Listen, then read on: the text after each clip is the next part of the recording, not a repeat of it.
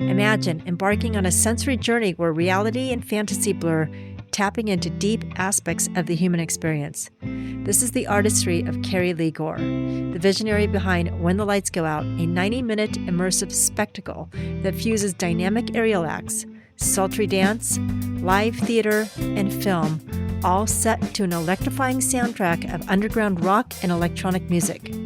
Through her production company, Shimmy Shimmy Productions, and in collaboration with elite performers and choreographers, Kerrilee channels her passion and creativity into a show that transcends mere performance. It's an intimate, sophisticated, must-see event that redefines live entertainment. Today, we're excited to explore Kerrilee's upcoming shows that are starting this September and the magic she creates. Please join me in welcoming the incredibly talented Kerrilee Gore. Hi, Kerrilee. Hello. Thank you for talking to me. Yes, I'm excited. I'm excited too. Can I just tell you how impressed I am with your shows? Yay. Thank you. I'm so excited. Kerrilee has a production company called Shimmy Shimmy Productions. You want to tell us a little bit about Shimmy Shimmy? It's a brand new concept. Over the course of the last 10 years, I've always been developing little productions and creating things. It's what I love to do. And I've never really put a name to it, but it was only recently that I did a kids production.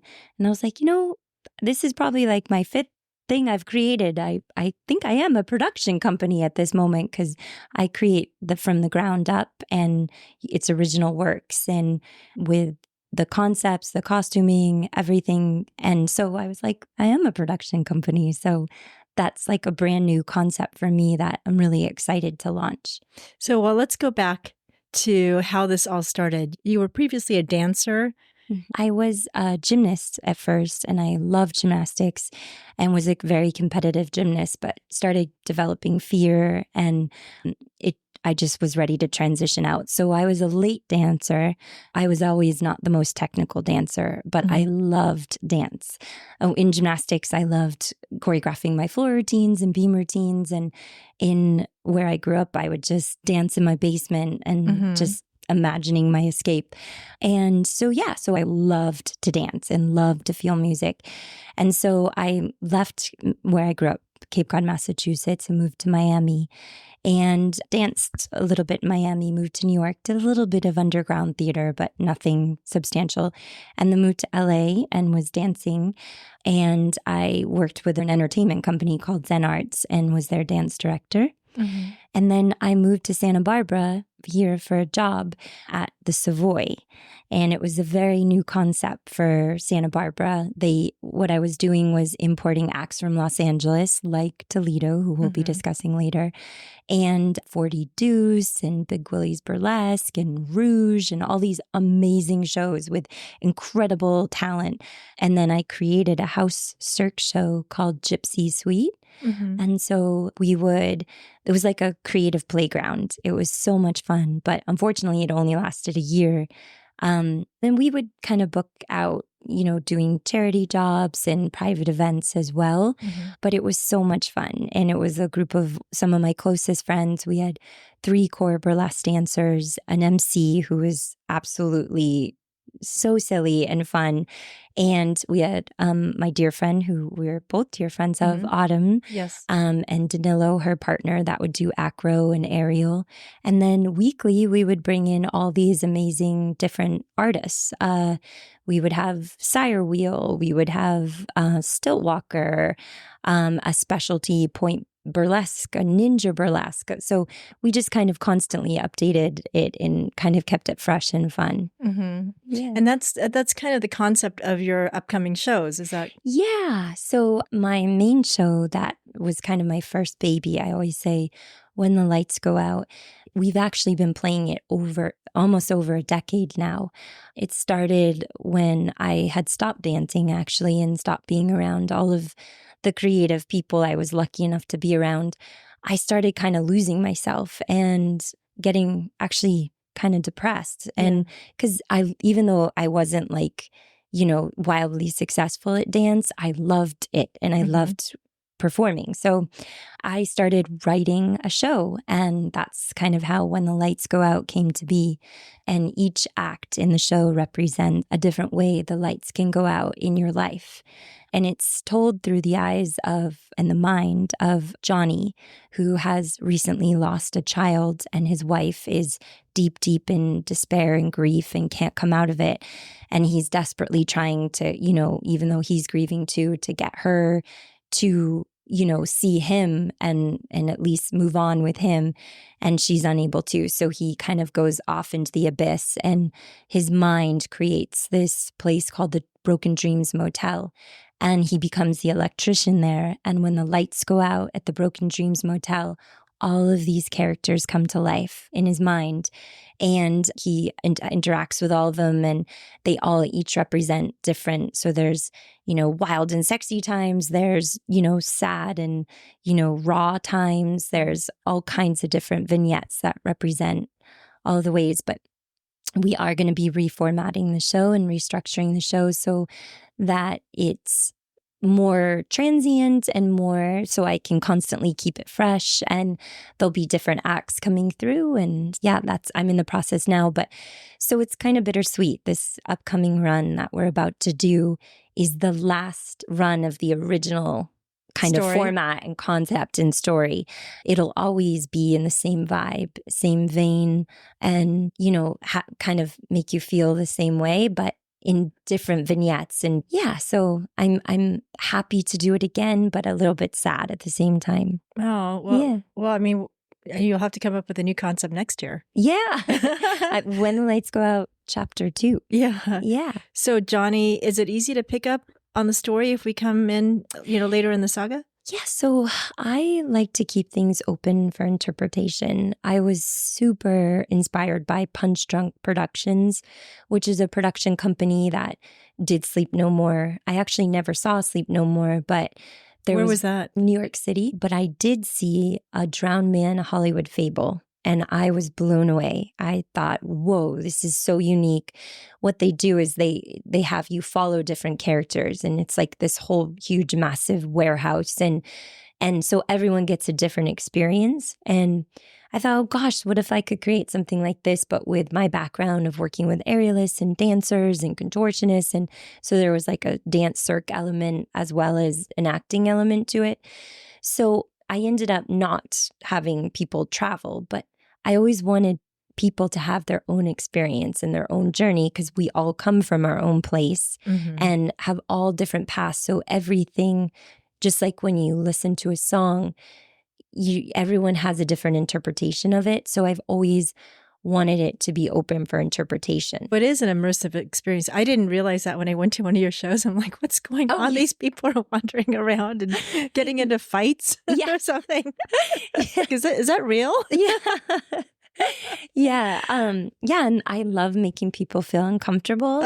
And I love having people step out of their box. And for that hour and a half they're there, they are not thinking about, they're completely disentangled from their life and wrapped up in this artificial, dreamy world. The actors are really good, too. Yeah. The talent was amazing.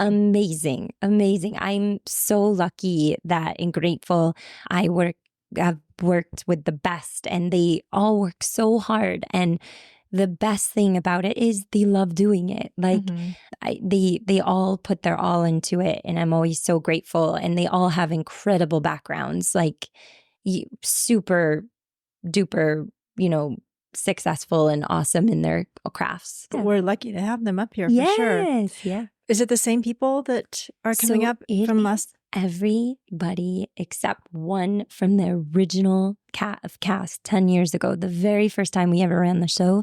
And, Athena, who played Pinky, she just had her second child. And so it just would have been too much. But what the dancer that's replacing her has done a run before. So it's still the same people, which is amazing. Like for starters, that in itself is unusual to have a cast, because in that world, people bounce in and out of shows. They're here, there, and everywhere. To have everyone here for this last run of this version of the show is so cool. It'll be an amazing finale. Yeah. Yeah. But so last year, not last year, the last time, I can't remember how long ago, you had it down in Ventura or Oxnard? Ventura at some dear friend of ours, Greg Curtis and Carmen Curtis. They own the Aerial Studio in Ventura, and they created the Wonder House, and we were the first production to play there. So we started from the ground up again. Yes. And a great venue, by the way. Oh, yeah, I know. Unfortunately, it got sold. So but it was fun to play in there. And it's a massive venue, and they were super helpful, and we worked together as a team. And so this is the first time that is the secret underground venue. I actually built for When the Lights Go Out, because when I was doing When the Lights Go Out, I realized how difficult it is for artists to create and play something because of the costs.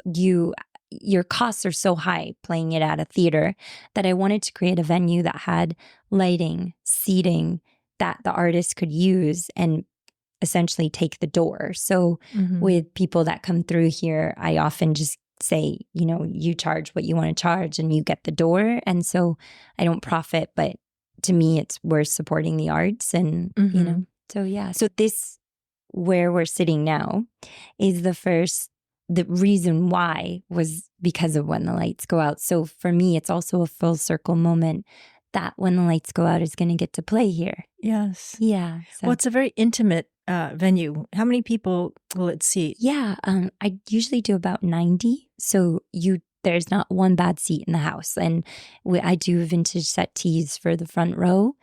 And so, you feel like you're in your living room watching this all come to life. So, yeah. So I'm a little scared. I think I'm going to be sitting in the front row. To be really involved. Okay.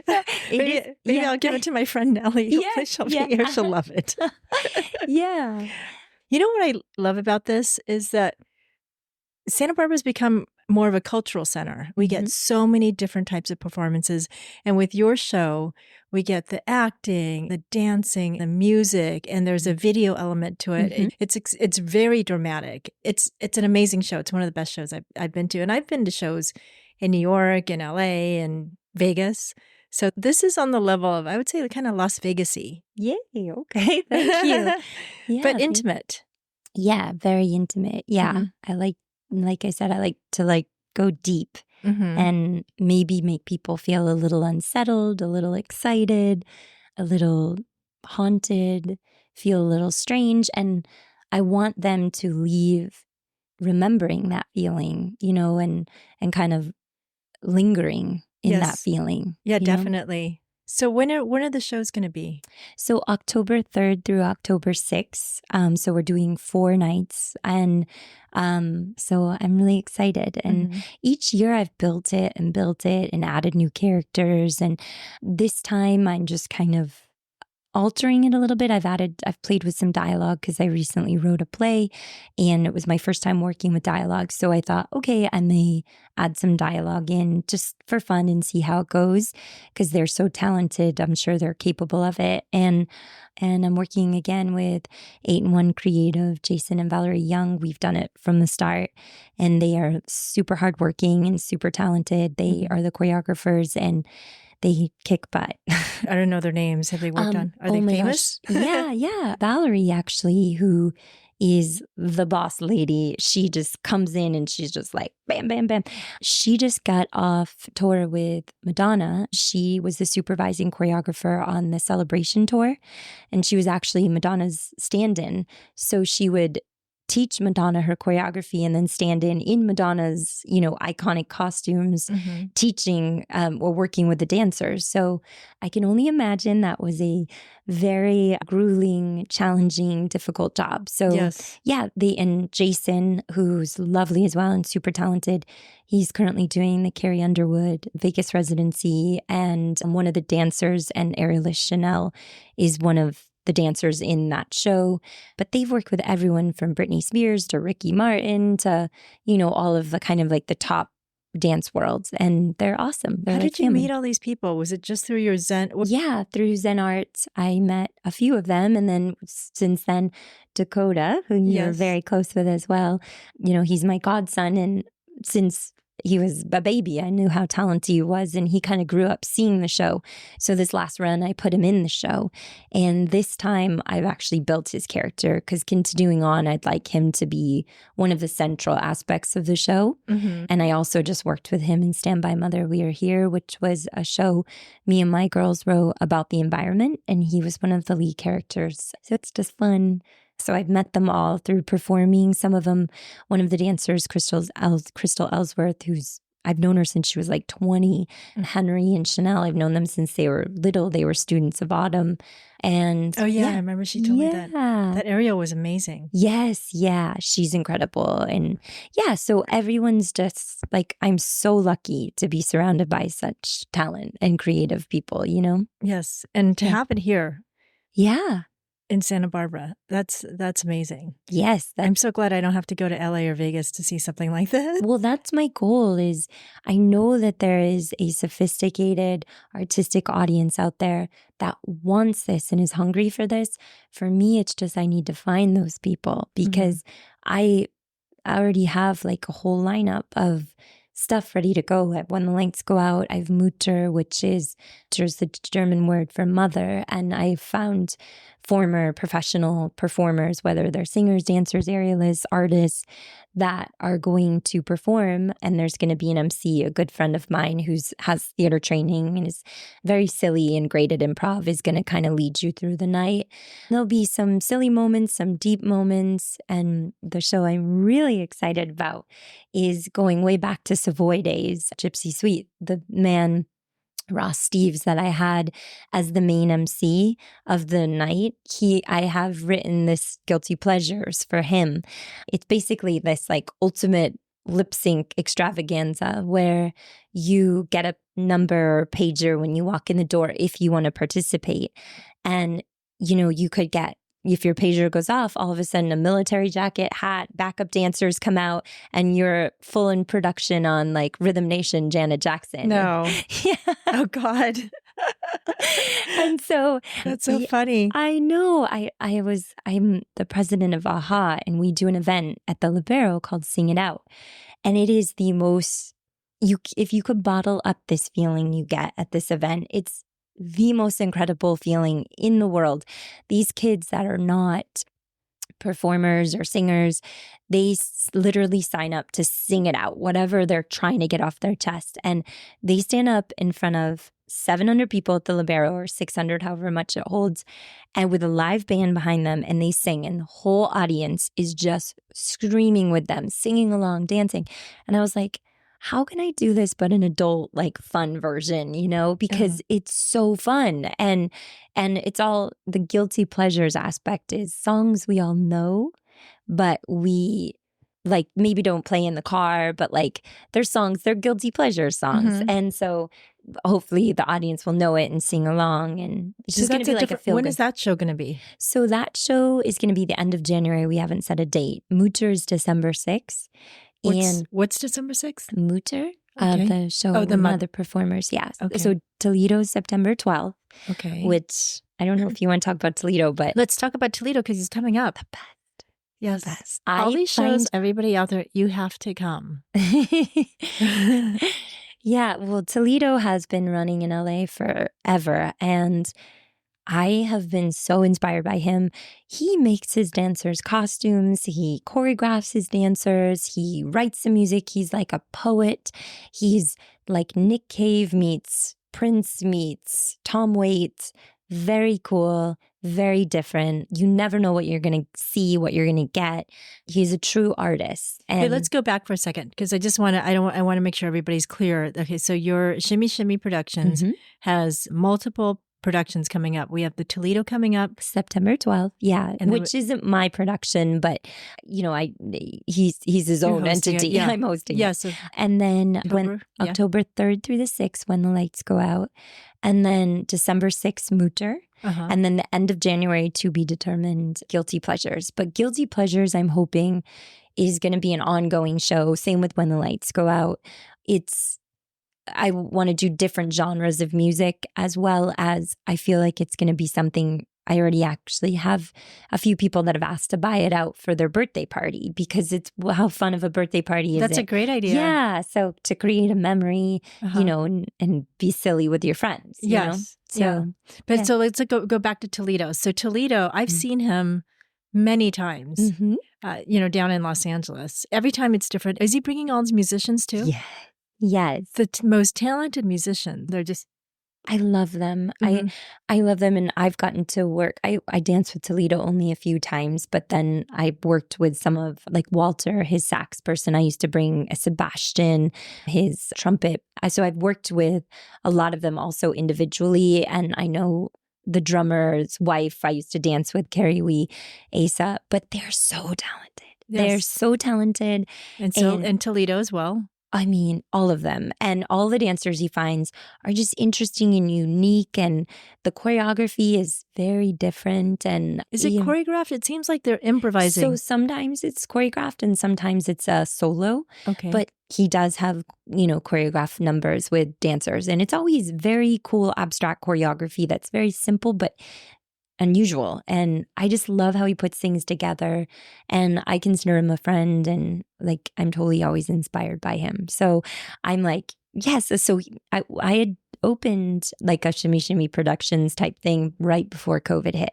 Mhm. And I created a show called Random Acts of Madness, which was loosely based on things people were doing no one was watching. And I had Toledo. I had Toledo open just like this fall lineup of Shimmy Shimmy Productions. I'm having Toledo open again. Mm-hmm. So yes. And there's also a playwright coming in that is also a dear friend of mine, Kieran Barry. He just did this play in London and it was very well received. And he is playing September 21st and 22nd and October 12th and 13th. Where? Here. Okay. Yeah, at the Secret Underground location.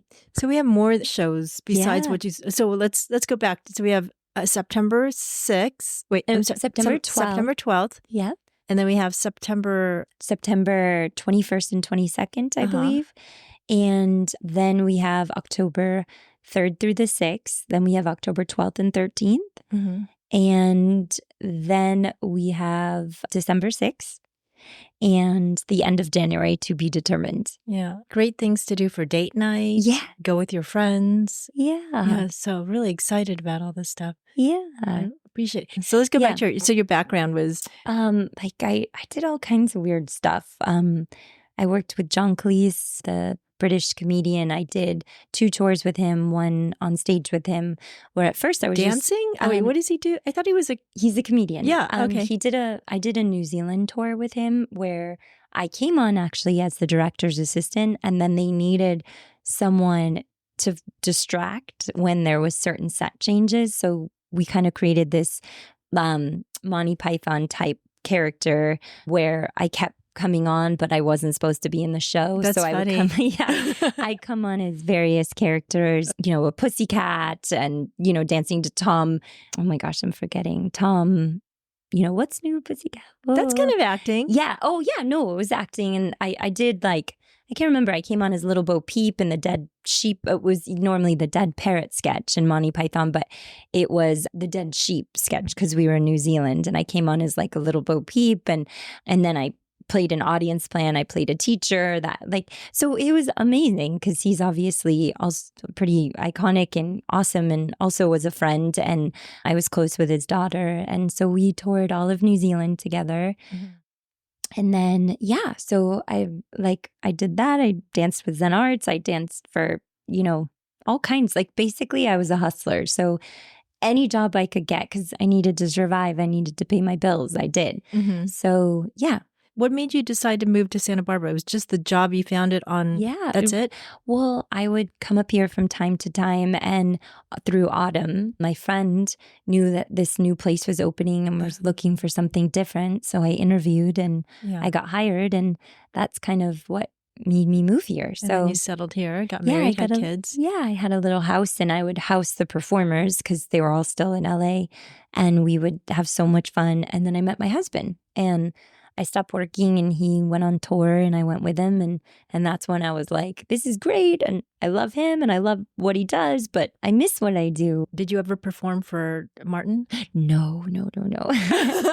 No, but we do love music is equally. I'm not a musician, but he, creates music. Me, as soon as I hear songs, I create a vignette, a character, like instantly. That's how I see music and feel music, is like creating characters or dance or, so for us, it was like, we love listening to music. And now it's cute because he knows like, oh, this would be a good Ariel song, or this would be, but we like some of the music from the show is music we heard together or he introduced me to, and some of it's music I've just always loved. And sometimes he's like, I don't like that song. And then he sees the movement to it or the character to it and the vignette, and he's like, okay, that did work. Yeah. So, yeah. Well, you're so talented, and I love your sense of humor. And I can't wait to see your show. So how do they get tickets to the show, and how do they find out about each of the shows? You can go to shimmyshimyproductions.com, or you can go to whenthelightsgooutshow.com. And that's how you can purchase tickets. There's a ticket link to When the Lights Go Out, and also on Shimmy Shimmy Productions as well. Okay. Yeah. Great. Do you have anything on YouTube so they can get introduced to the concept? So When the Lights Go Out is a full website with a trailer and everything. And Shimmy Shimmy Productions kind of shows my body of work that I've done over the years, plus what's new and upcoming. So what's to come. I think if you go onto those sites, you kind of get a really good idea of the vibe and the kind of direction or what to expect. Okay, great. Yeah. I'm really excited. Thank you so much. We'll see everybody at the show. Thank you. And thank you for having me. I really appreciate it. And thank you for being on here. Yeah. Okay. Thanks. Bye. Thank you for joining us today. Kerrilee's upcoming shows are truly a must-see event. Don't miss your chance to experience these shows for yourself. They're intimate shows that only hold 90 guests and tend to sell out. Please visit When the Lights Go Out or Shimmy Shimmy Productions' website to grab your tickets and dive into a world of unforgettable performances. You can find the website links in the podcast description, or you can go to whenthelightsgooutshow.com or shimmyshimyproductions.com. That's with 2 M's. Trust me, you'll be talking about this long after the lights come back on. See you there.